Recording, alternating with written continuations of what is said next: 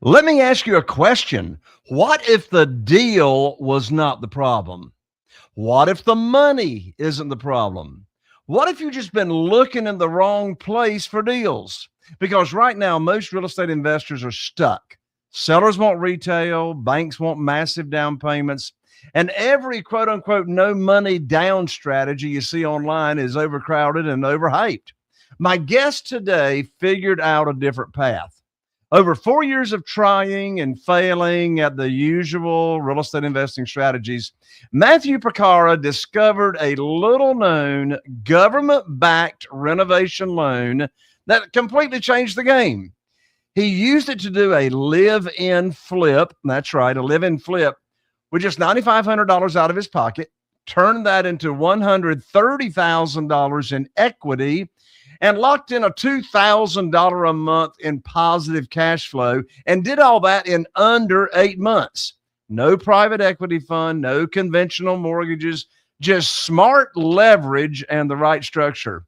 That experience led him to create the 203K way, where he's now helped hundreds of investors acquire high equity, cash flowing properties with as little as 3.5% down payment using renovation loan products most real estate investors don't even know exist. Now, if you want to expand how you think about funding deals, raising private money without chasing hard money lenders, this episode is going to open your eyes. In just a moment, you're going to meet my friend and guest, Matthew Porcaro, right after this. If you're a real estate investor and are wondering how to raise and leverage private money to make more profit on every deal, then you're in the right place.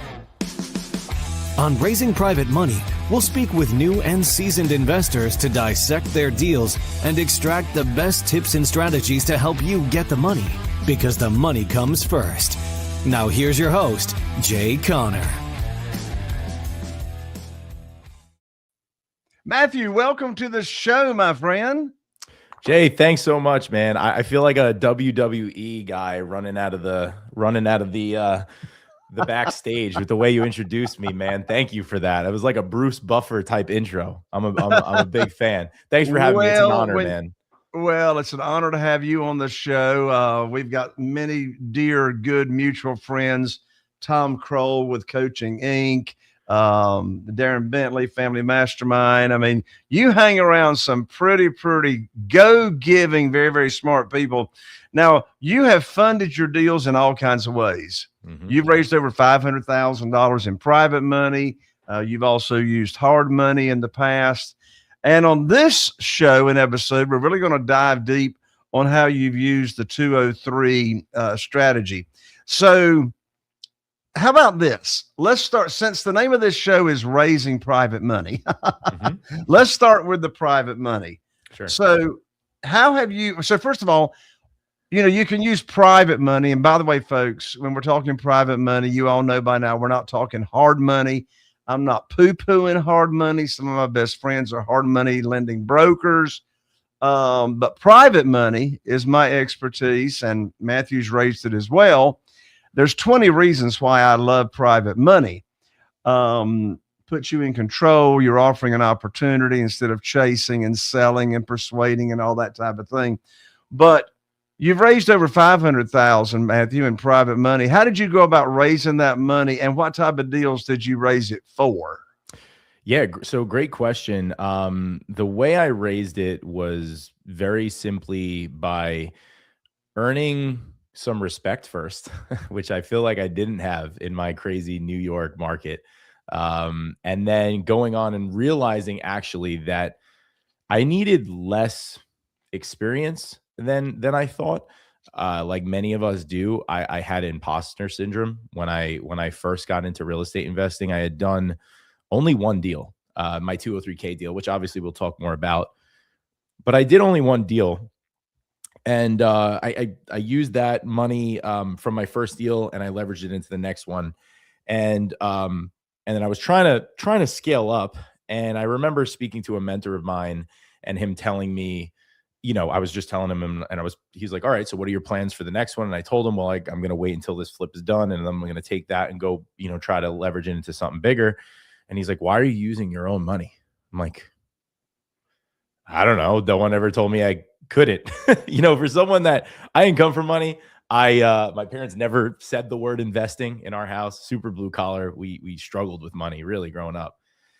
So even the idea that I could raise money, number one, it seemed impossible to me. It also seemed like I wasn't worthy of raising money, to be 100% honest with you. So when he told me that, I didn't believe him. He also told me that if you look at your cell phone, in your phone book, there's probably $1 million to $2 million in there right now, ready to go, ready for you to raise. And I said, no, all my friends are broke. All my family's doesn't come from money. There's no way that I'm going to be able to raise the capital that you're saying. Fast forward, he said, humor me. And, he told me to, and we could get more into it, but he basically told me to go hit up my phone book and talk about my most recent deal that I just did and say, something to the effect of, well, I remember the script, so I'll just say it. It was basically like, hey, Jay, what's up? It's Matt. I know it's been a little bit. You saw I posted on Facebook. I've been really doing the real estate thing. I actually have 2 or 3 more deals coming up. You wouldn't happen to know anyone that's looking to make about 10 to 12% on their money in the next 6 months, would you? And to my disbelief, that actually helped me raise, pretty much all the gap money that I needed on future projects from then going forward. And I never ever had trouble raising money from there on out, because it did 2 things. Number one, it made me realize that people didn't really need to look to me to see how. And when I first started out, they weren't really curious on how much I've done, and they just were more impressed that I did it. And I had a rap sheet to show them. I had people around me that knew what they were doing. I had built, a good team around me. So that's the first thing. But secondly, I think what's interesting about that was I was never directly, I think like you even just said, like your rules about private money is I wasn't begging for it, right? I was more or less just saying, hey, do you know anybody that'd be willing to invest? Now, as you would probably assume and probably know, most people that said that, that I said that to were like, well, I actually got some money, or I have something, or can tell me more about that, and schedule a meeting and get going. So my first couple of private money lenders were friends of the family.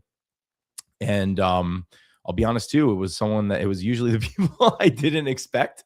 But one of the things I was told when I started down this process was that, never have any bias to who you think has some capital they would love to deploy or not. It could be the people you least expect, and often it is.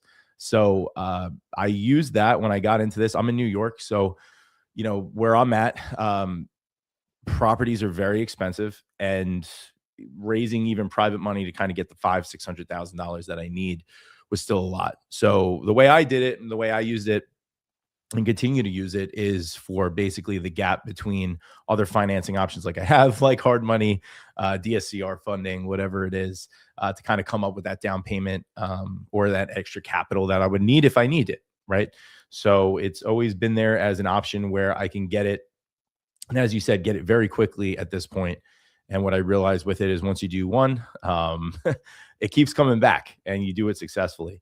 The only thing I've always focused on since then is making sure that I care about their money more than my own. So I always make sure that when I take it on, I'm the best shepherd I possibly could be with it, because, and I tell that to my lenders as well. Like, I get paid last on every transaction. So I make sure you get paid. Everyone else gets paid before me.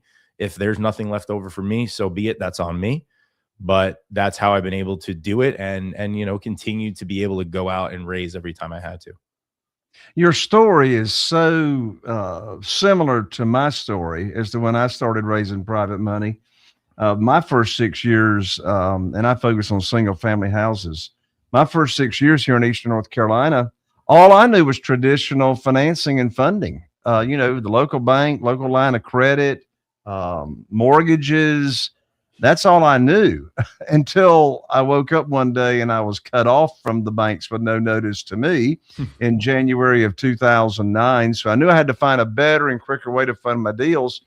And my very first potential private lender that I talked to, and by the way, Carol Joy, my wife, and I, we've had 47 private lenders, and not one of them had ever heard of private money or private lending or self-directed IRAs until I put on my teacher hat, which says private money teacher. They'd never heard of this world.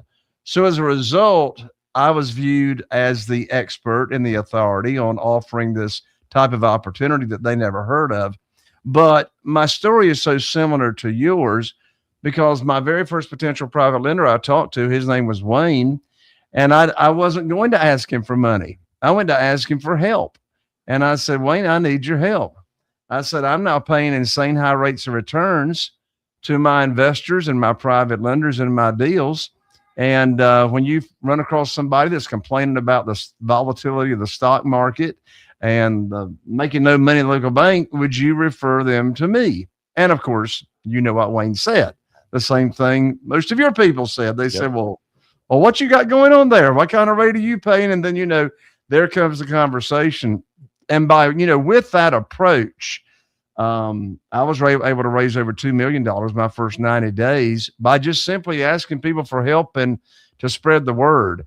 And so I'm not surprised that your initial experience and story with private money is the same as mine, particularly when you take on the right mindset.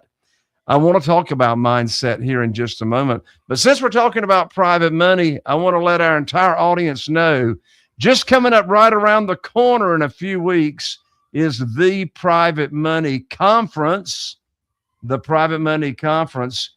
And Sharub, if you'll switch out that URL, I want to give a special URL out that gives our audience $3,000 tickets for only a $97 registration fee.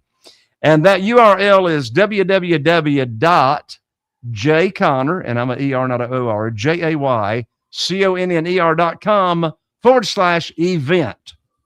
jayconner.com/event.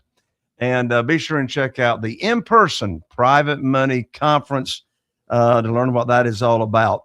Back to us, Matthew, the mindset, so important.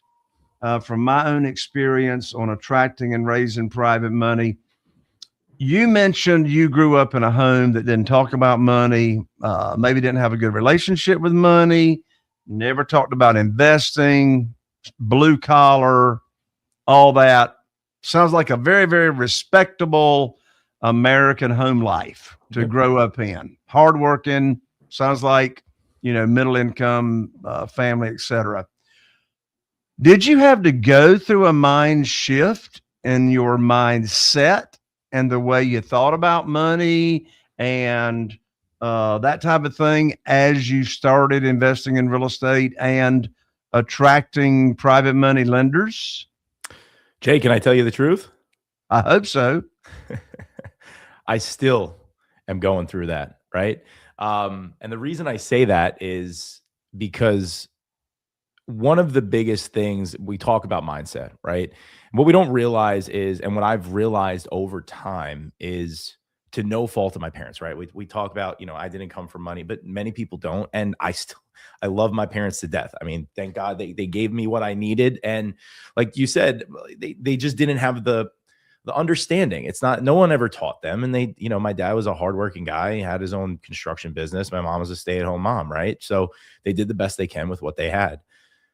But at the same time, growing up, there's a lot of subconscious stuff that gets put in your head that you realize as you get older becomes really hard to break. It's called programming.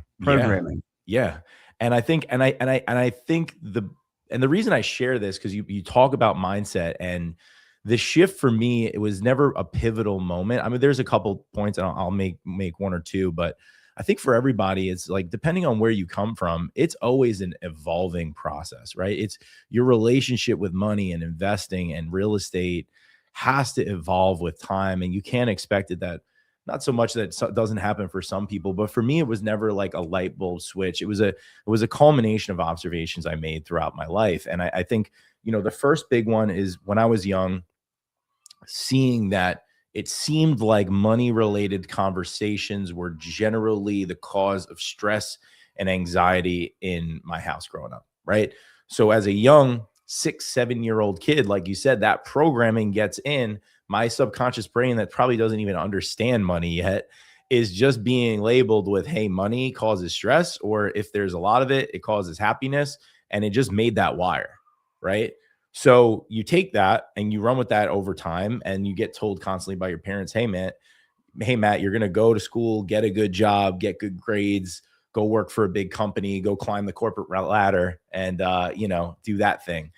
So I did that. And I wasn't a good student by any means. I just want to be clear about that. I got by the skin of my teeth in a lot of cases, but I just kind of had that programming where, hey, go get a good job, go do that. And I work here in New York, got a job in New York City, by many people's standards, which was respectable and what people aspire to. But that being said, Jay, I got into the rat race, we'll call it, and it's definitely a rat race in New York City. I was commuting 3 hours a day, hour and a half back and forth from, the suburbs to New York City every day, and was realizing very quickly that this isn't how people get rich either, right? What my parents thought was how people, are financially free isn't really the way that made sense to me. So, I ended up doing a lot of research myself because I am very inquisitive, and, was reading a lot about how do people get rich and blah, blah, blah. And, I ended up reading a book, which probably no one's ever heard of before, called Rich Dad, Poor Dad. And, it's funny because it seems almost so cliche at that point. How many lives it's changed. I know it's changed mine. For a kid in my situation, working class, growing up, where the word investing was never even mentioned, that book is a life-changing, mind-altering book. It started with that. But as I said before, it didn't end with that. It continues every day. I always try to remember back and put myself back on how do I make sure my spending habits correlate with what I'm trying to do in real estate in every aspect of my life, right? Just because I'm investing in real estate, how do I diversify it? But that was the big level. I think the other big aha moment for me with regards to real estate and investing in general was realizing that there's so much more money out there willing to be lent than you think. And we think that money is the problem, and money's not the problem. It's everything else. And not to say nothing, there's all different problems. But what I realized was when you have the right people, you have the right deal flow, you have the right intention, you could present something good. There's more money. I read somewhere, I think it was like a Dan Pena book, who, Dan Pena, maybe he's crazy old dude, but he's a maniac, but he's very divisive, but he wrote a book called Your First 100 Million. And I think it said somewhere in the book that there's way more money willing to be lent currently than there is in circulation, like tenfold.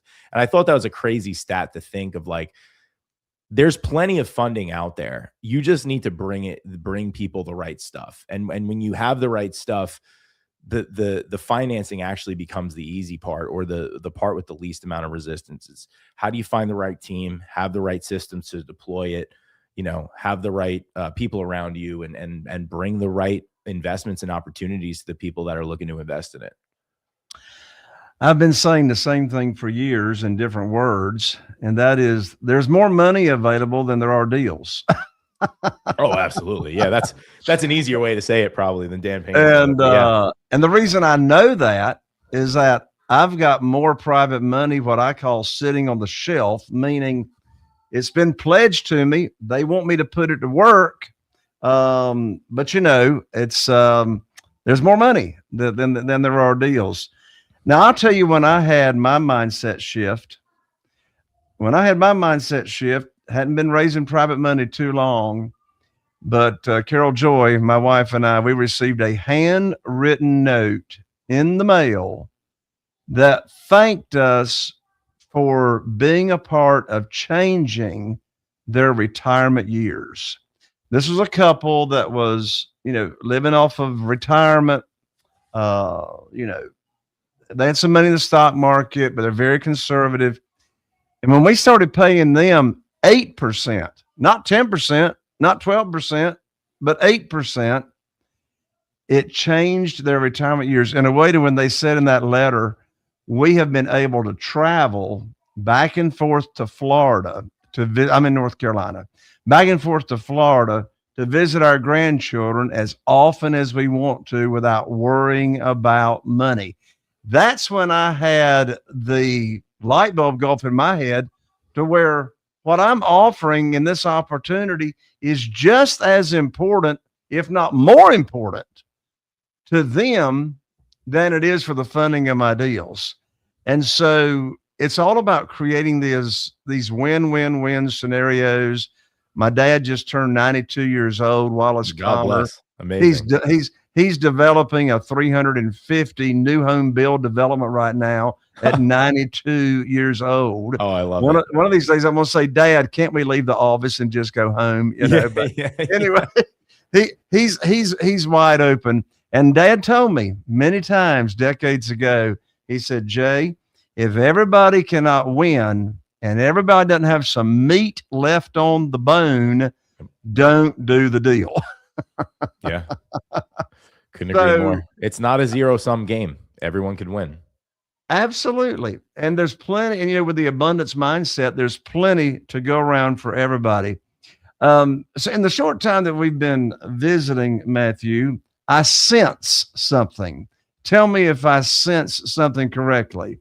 Mm-hmm. Would you call yourself spiritually motivated and faith-based?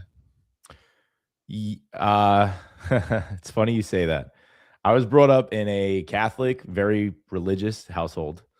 I went to Catholic high school. And I'll be honest, I keep saying that to you. I'm an honest guy, but I guess I'll be frank. When you go to Catholic high school, when you're a teenager, you kind of go against the grain, right? You want to be a contrarian. You want to go against it. And I steered away from my faith for a bit. And I would even say just recently, I started seeing it more and more work its way back into my life. And it's been an incredible kind of, I don't want to sound cliche, but awakening for me. I realized that there's so much more to life than the secular stuff. And as I've been looking into it more and more, it's not, no matter what you believe in, right? Everyone has, some, maybe, I wouldn't say everyone, but a lot of people have faiths from every different, part of the world and culture and belief. But I think what I hang my head on the most when it comes to faith and spirituality is knowing that this is just bigger than me, man. Like it's okay to confide in, a greater being, God, Jesus, and just kind of submitting to the fact that it's bigger than us. What happens, things don't happen to us, they happen for us. And how you take that and kind of that, I don't know, man, it's really, really awakening for someone, again, that's new to exploring his faith like myself. It's very, I don't even know the word. Liberating is maybe not the right one, but liberating in the sense of knowing that when you go out there, that this is bigger than you, that there is a plan for you. And that you're never going to have all the answers, but the answers will come to you in their own perfect way, in their own perfect time, has been a big life changer for me. I'm a dad of 2 young kids, 2 and a 4-year-old, happily married and becoming more and more of a provider in my life, working harder and harder. It's been a blessing to kind of tap back into my faith and know that I'm not alone in this. And I don't have to have all the answers all the time, right? Sometimes being like kind of an A-type, alpha type role, sometimes just like feeling like you always have to have all the answers and everything needs to be secular. No, it doesn't. You could trust in the Lord. You can trust in, the universe to know that you're going to end up where you need to be as long as you're a good steward of whatever you got in front of you. You just said something that resonated with me. And you said that is realizing that I'm not alone. I'm not in this by myself. And there's something bigger than me, That reminds me of a short story I'll share. And then we're going to dig into this 203K way of funding that everybody's been waiting to hear about. Sure. But not long ago, I was riding with a dear friend here in town. and we'd gone to get coffee or whatever. And out of the blue, he said, of course, and he knows what I do, real estate investing, and also, teach real estate investors how to raise private money. As a result, Carol Joy and I travel the nation all the time, speaking at events and, Zoom trainings and stuff. And so out of the blue, my friend says, Jay, let me ask you a question. I said, okay. He said, when is enough enough? And I said, well, I think I know what you're asking, but let me dive in. I said, how can you say that a different way? When is enough enough? He said, well, he said, Jay, he says, and I know you all don't have to be working as hard as you are and, doing all the traveling and, the real estate investing and the coaching and et cetera, et cetera, et cetera. He said, how do you reconcile the Apostle Paul saying to be content with whatever station of life you are in and whatever circumstance you find yourself in, to be content? I said, now I understand the question. And I said, it's a great question. And I said, here's the answer to when is enough enough? And the answer is enough is never enough when it's not about you. When it's not about you, enough is never enough. Let's dive into this 203K way. I love it. Great foray too. That you've pulled a community together on, Matthew. Yeah. So you got the 203K loan. It's a government loan. So walk us through, how does this 203K thing work? Sure. So like you said, it's a government-backed loan. It's an FHA product. We've all heard of FHA before. And if you haven't, FHA is the government-backed federal home buying, actually insurance program, right? So the government doesn't lend you the money, but it insures the money. Basically, all it is it allows home buyers to buy a house for only 3.5% down, has the, we'll call it the easiest requirements in terms of getting a mortgage. And the whole point of this program was to get more people into houses, because while the United States, government maybe doesn't do everything right by any means, and many governments don't, they do understand the importance of the housing market in the United States. They understand that, like you said, you're a single family investor. Single family home ownership is the core of the fabric of our society. It really is the American dream. We call it whatever it is. Having a piece of the pie is so important. So FHA is this low down payment government backed program to help more people get into homes, right? Makes financing very favorable, allows more people to get in. The 203K version is their renovation rehab portion. So what it does is it allows you, just like the two FHA mortgages, it allows you to get all the money to purchase the house. But in addition to that, it gives you all the money to renovate it that you need for the renovation budget. Plus it gives you the ability to wrap in closing costs. You're able to wrap in up to the first 12 months mortgage payments into the loan, so you don't have to make a payment on it out of pocket while you're renovating it. So essentially what it is it's a great way to get yourself started into the game. And rather than buy a house that's move-in ready and kind of just, make your mortgage payment every 30 days for 30 years, the way I looked at it as an opportunity. Well, if I looked at it through the eyes of an investor, how do I get myself started with I don't own a house yet. How do I get my first house to be a nest egg that I could build equity with, build some cash flow with using house hacking, which we could talk more about. But basically, buy your first home, use the bank's money to renovate it, build some equity for yourself, and then take that equity and go buy more. So it's a low risk, low down payment strategy that was effectively what got me off the ground in a really tough market here in New York. So 203K, first of all, is for primary residence, right? Mm-hmm. So you're not going to use, if you're a real estate investor, you're not going to use a 203K mortgage to fund a flip or a buy and hold. Unless you plan on living there for a short amount of time. I was going to say, unless you do XYZ. So talk about that, Matthew. How can this be a long-term strategy? And what's the shortest amount of time you have to live there as your primary residence before you could start renting it out? Because your first one, when you started, in less than 8 months, you were having a $2,000 a month positive cash flow. Yeah, exactly. So the way I think of the 203K and the 203K way, as I call it, which the 203K way, and that, neon sign that my wife and son got me a couple of years ago for Christmas, is the 203K way is my way that I broke into the real estate investing game. I tried for many years breaking into the game, hit every roadblock you could think of, wasn't seeing any results with anything. I was trying to flip houses with no money and trying to raise capital without any experience. And I should have probably known you before that, and you would have helped me a little better with that. But I didn't do too well with it on my own. But the long and short of it was the 203K was basically my slingshot into real estate investing, because it gave me the starting point. It was basically like flipping a house with training wheels on, because it only needed a little bit of money. I only needed a little bit of my money. I took $9,500 down. And what I was able to do was buy a 2-family house. Now, this 2-family house was next to the train tracks, right next to door to a church. I knew from the beginning that this wasn't going to be my forever home, but I knew it was going to be a stepping stone. So this was a duplex. Yes. Like in one house, you got 2 homes. Yep, exactly. Right? And you call it in New York something different than a duplex.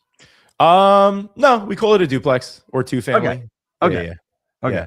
I know everywhere across the country usually has different names, but one of the beautiful things that I actually learned pretty much by accident about these programs is these FHA loans and 203K loans subsequently allow you to buy up to a 4-unit property still with only 3.5% down.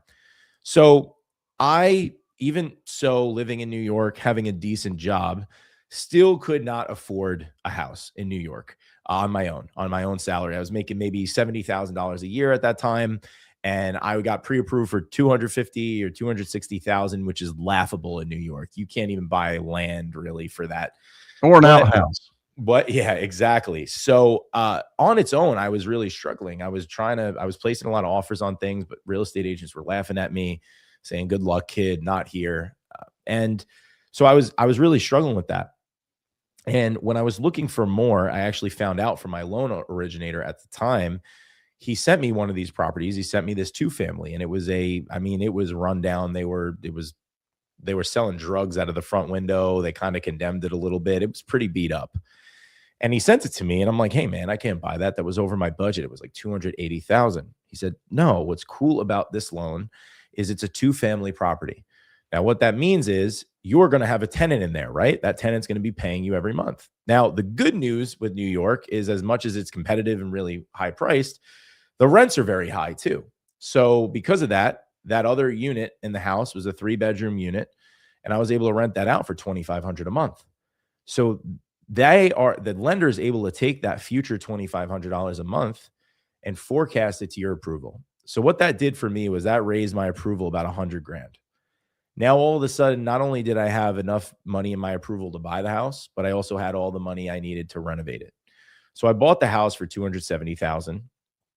I wrapped in $80,000 of renovation budget, plus the first 6 months mortgage payments and the closing costs all into the loan.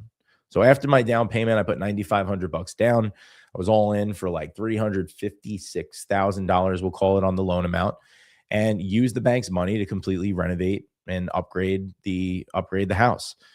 8 months later, I got done, got it reappraised. It reappraised for actually initially $480,000, but then I got another reappraisal 3 months after and reappraised for $510,000. So I built over $160,000, $170,000 in equity off of $9,500. Now, the best part of it was I was living in one unit, renting out the other to tenants. My mortgage payment was only $2,900 a month, and I was getting $2,500 a month from one of the tenants. So you're living in New York City for $400 a month. Right outside of it, but yeah, which is unheard of, right? So most importantly, though, it gave me the stepping stone. Now I had equity that I was able to leverage. Most importantly had experience, right? I had a track record. I could show people. If people ask me what I've done before, I showed it to them. If hard money lenders ask me, banks ask me, what do I have? What's on my asset sheet? I had something, right? And that was ultimately what was the springboard into the next. But the power in it is again, a couple of things. Number one is the ability to get all the renovation covered, right? You don't have to pay out of pocket with anything with the renovation costs. Also the power with it is you're able to buy multi-unit properties. Now, actually, as of this year, we'll call it last year. As of last year, the government's actually pushing what they call accessory units. So a lot of single family homes they're zoned for single family, but there is a housing shortage in most parts of the United States. So what they've been doing is you've heard of mother-in-law suites or granny suites or stuff like that. What they're doing is with these lenders, they're saying, hey, listen, we really need some affordable housing for people. If you have a granny suite or you can convert into a granny suite, we now will forecast the income of that mother-in-law suite or granny suite or accessory unit, they call it, as well. So now I call them my hidden duplexes. Basically, virtually almost any single family house with the right setup can act as a two-family in any part of the country right now. So for dang near any home buyer that's in there that wants to buy a house and wants to subsidize their mortgage payment every month by having someone else pay them to live in it, you have all this opportunity to do this. And with the 203K, if it doesn't exist, you can use the funds to make it and then get that to be a cash flowing property while you live there. Matthew, I got more questions that I got to ask, but before I ask them, in case any of our listeners or audience have got to jump off, you are the expert when it comes to the 203K way, house hacking. You've got $160,000 in equity in 8 months, positive cash flow. Went on to the next one. How can our listeners and audience get in contact with you to learn more about this amazing strategy that, quite frankly, in my circles, I don't know anybody else out there coaching or teaching on it, because you got hundreds of students that you've helped learn how to do this. Go ahead and give out your contact info. Yeah. So my best place to find me is my Instagram. So that's where I hang out the most. I answer all the messages. So Instagram.com/the203K way. You could just Google the 203K way and you'll find me on Instagram. My website is the203kway.com. My YouTube channel is the only place where I'm not the 203K way. It's just my name. So YouTube/@Matt Porcaro.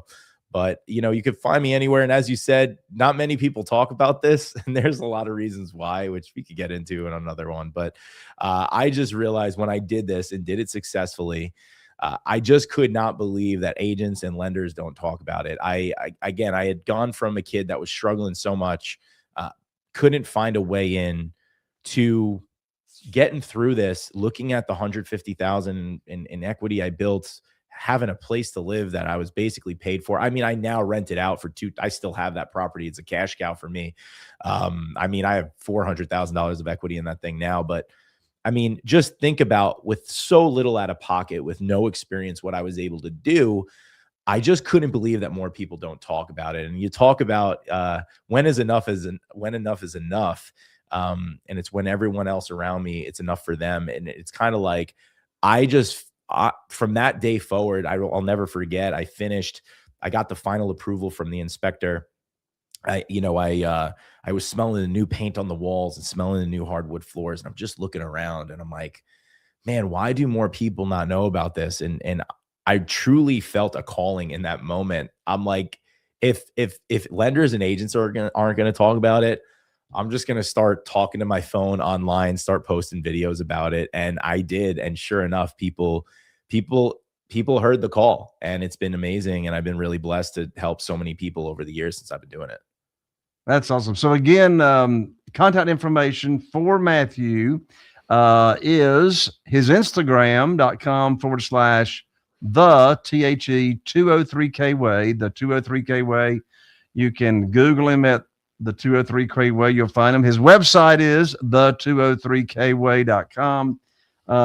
You definitely want to connect there with Matthew. A couple more questions before I let you go, Matthew, because this is just so intriguing. If you got a couple more minutes for questions. Of course. I'm happy to be here. Yeah, absolutely. Let's do it. Excellent. So as far as that mortgage, how does someone find Do they have to find a local FHA mortgage broker or loan originator? Do they need to find a 203K mortgage lending expert?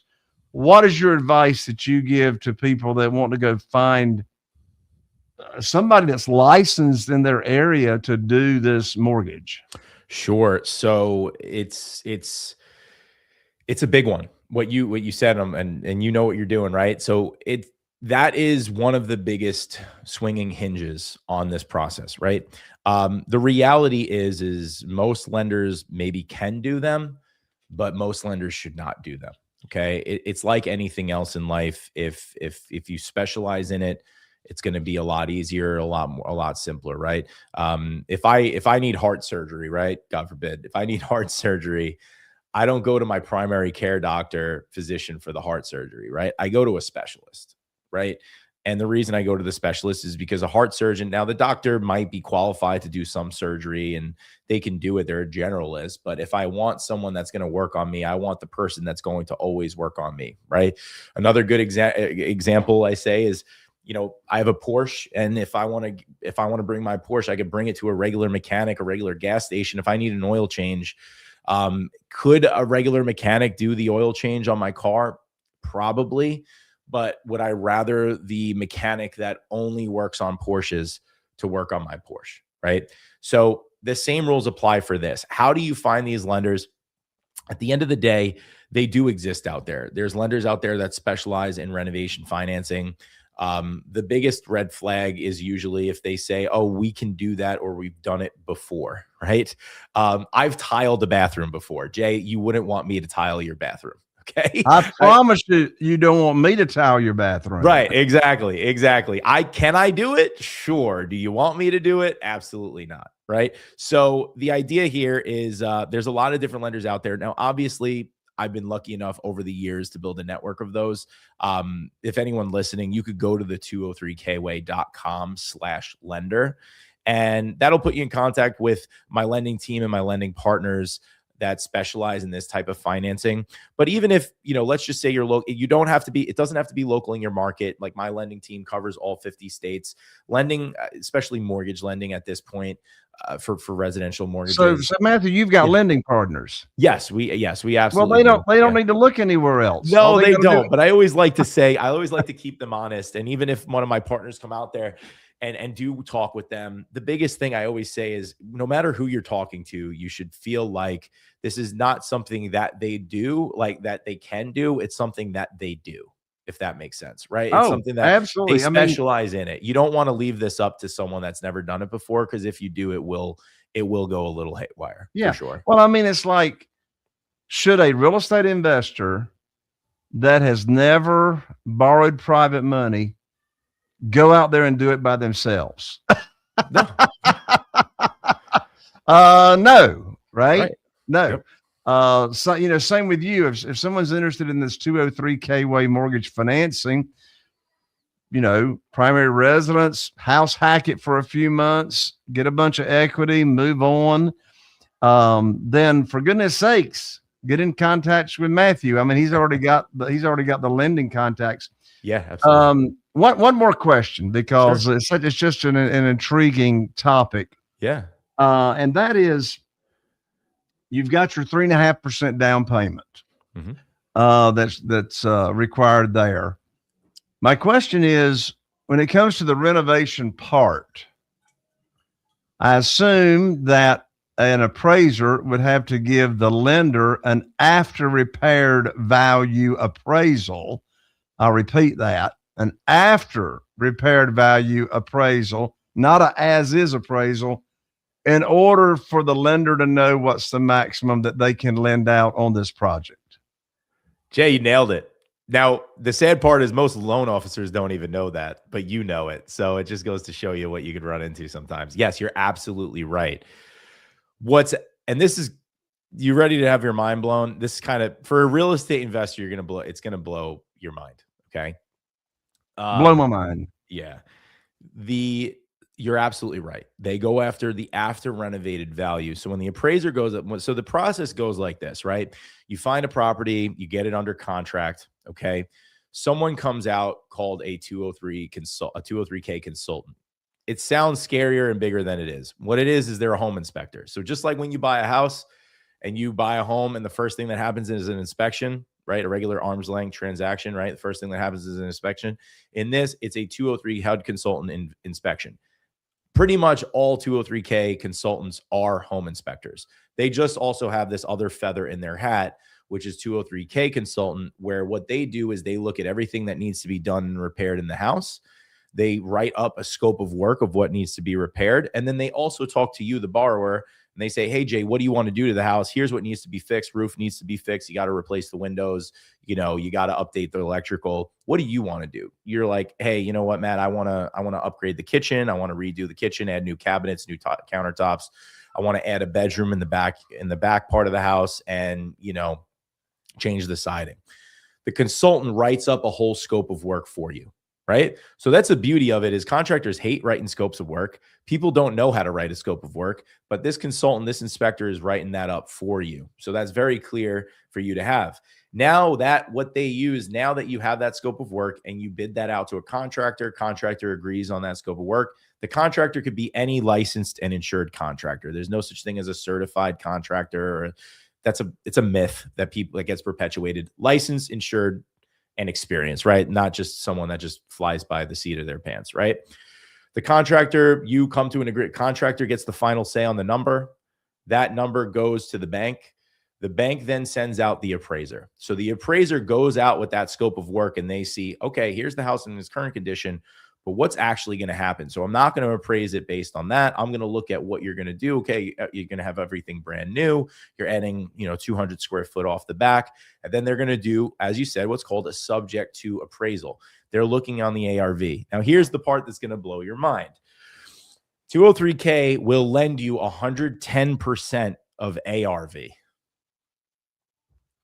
They will let you over leverage the loan by 10%. Now, obviously, so I got to tell my listeners, if you're taking a nap, and of course you're driving in your car, you're not taking a nap.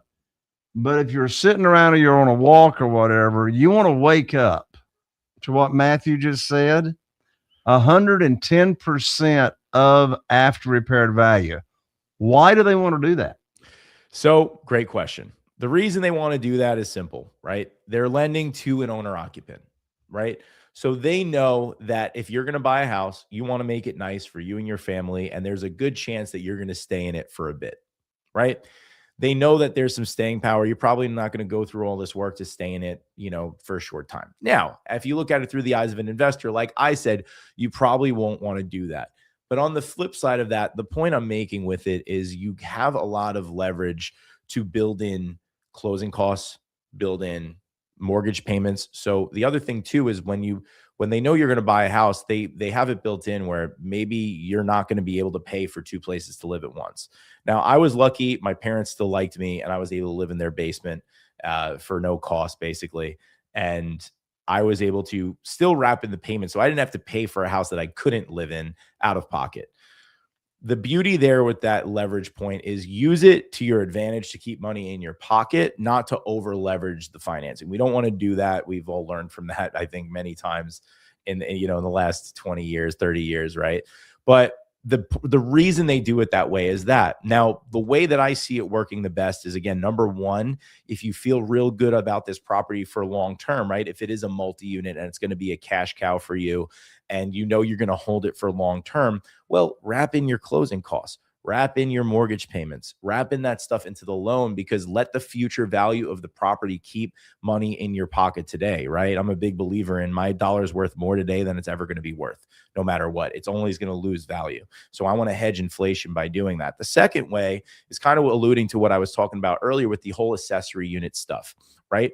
If you use this, it's very big in California, but it's getting big everywhere right now. I think the Carolinas are doing it for sure. But the ability to have a single family home and build an accessory unit off the back or something like that, that cost of construction might be, a little bit on the front end, a little higher, but on the long term, it's really going to be worth it, right? Because you're maybe going to spend $150,000 to build a standalone accessory unit off the back of your house, or do a garage conversion or something like that. So on the front end, it's a big kick. But if you could get that $150,000 unit that you just built cash flowing you $1,500, $2,000 a month. If we go back to the old fashioned 1% rule, that's crushing the 1% rule in every way, shape, and form. So it's a great way to leverage it to basically build in equity and build in cash flow potential to the property. But as you said, it's something you want to, with great power comes great responsibility, right? You want to make sure that we're not using that to over leverage ourselves. We want to use it in a smart way. That's what I teach. And what I always talk about is how do we use this as an asset? I'm a big believer in, Robert Kiyosaki says it in the book. And I think it's a good way to kind of round it out. Robert Kiyosaki says in your book that your own house is a liability, not an asset. And I agree with him on that. I'd say for 99% of people, it's a empty canvas that people paint on with money every month. They over leverage. It's a really good savings vehicle at best, wealth preservation maybe at best. But an investment by definition is something that puts money in your pocket. Okay. A regular house for most people isn't that. I believe if you do it the 203K way and you start out and you do this a couple times, whatever, your first or next house absolutely can be an investment. It could be one of the best investments you ever make. You just need to treat it as such. Is it paying me to live there every month through house hacking? And then am I able to buy something that's undervalued? You do a value add opportunity, add square footage to it, add another unit off the back, build equity into it using the bank's money so that immediately I'm capturing that equity that my parents waited 20, 30 years for.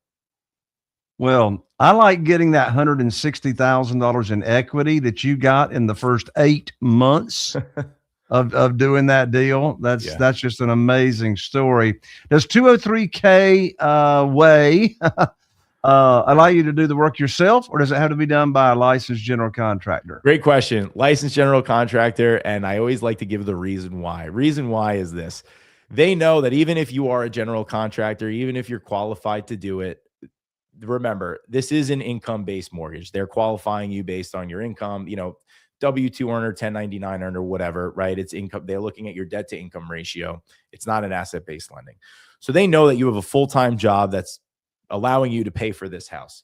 They know that if you're an accountant, but you're really handy, you're going to go to work. You're going to work all day because that's what you're paying for. That's how you're getting your salary. You're going to come home. You're going to eat dinner. You're going to play with your kids. You're going to put your kids to bed. And you thought that you were going to work on the bathroom, again, tiling it like me, and you're going to do it yourself to save money.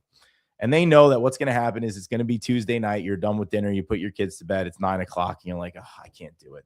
I'm going to go to bed. The reason they do that is to protect you. I know you've done flips and you're very experienced with this. I even came from the construction background, and I've learned that anytime I tried to do it myself to save money, all it did was lose me in time and stress. So you can't do it yourself, but I always tell people, look at that as a positive, because trust me, if you go and think you're going to save money or save something out of it, you will be humbled. And if you don't believe me, go try it. And I would rather you learn from my mistakes. Yes. And as we said, for goodness sakes, if you're starting out, work with somebody that's done it.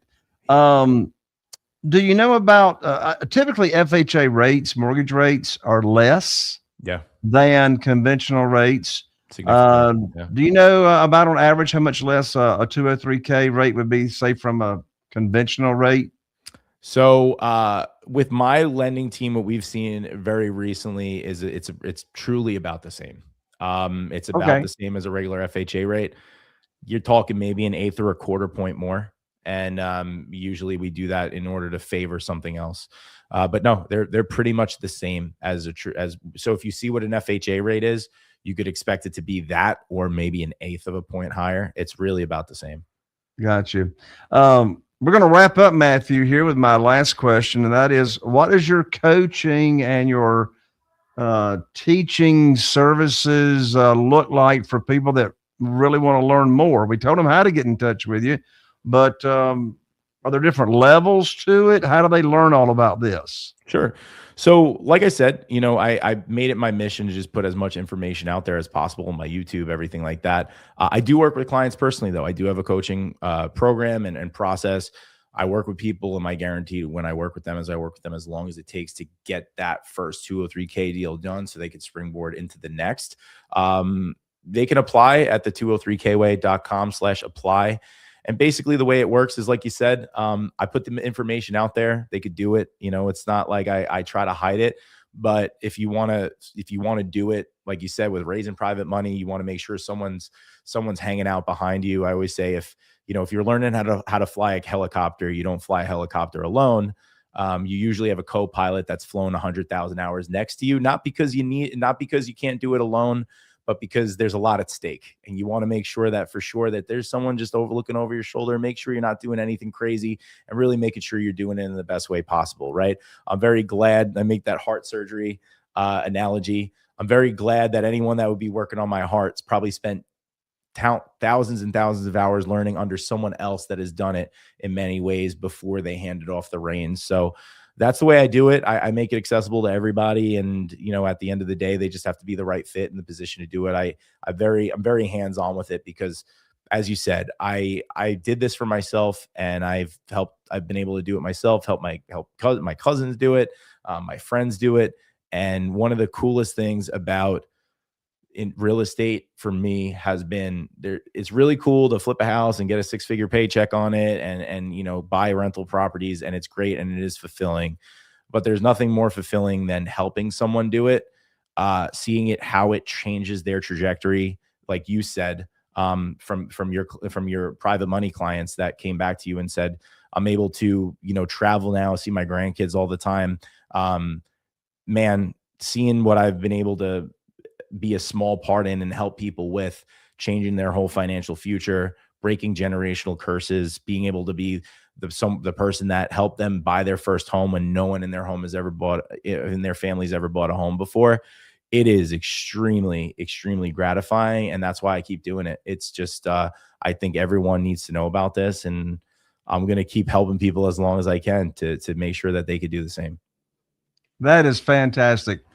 Well, I tell you, Matthew, I can't thank you enough for coming on to join me here on Raising Private Money. One more time, of course, all this is in the show notes, but you can get up and learn all about this from Matthew one-on-one at www.the203kway.com, and also his Instagram contact information is instagram.com/the203kway. Thank you so much, Matthew. What an inspiration you are. And I love your heart and I love your spirit. God bless you. Jay, likewise, my friend. Thank you so much. God bless. All right. Listen, if this episode has changed the way that you think about finding deals and structuring deals, and more importantly, funding deals, the 203K way, don't keep it to yourself. What Matthew has shared today proves something very, very important.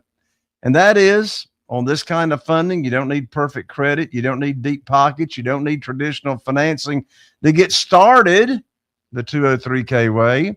You need the right strategy, the right structure, and the confidence to have better conversations about money, like we talked about here. So here's my ask. If you got value from today's episode, follow my podcast, Raising Private Money, subscribe, leave a review, give me 5 stars, because it's those reviews that help us reach more real estate investors who are stuck, frustrated, and only one breakthrough away from their next deal. And share this episode with one other person that you hear them saying, I just don't have the money to do the deal. This just might be the episode that changes everything for them that you share the episode with. I'm Jay Conner, the Private Money Authority. This is Raising Private Money.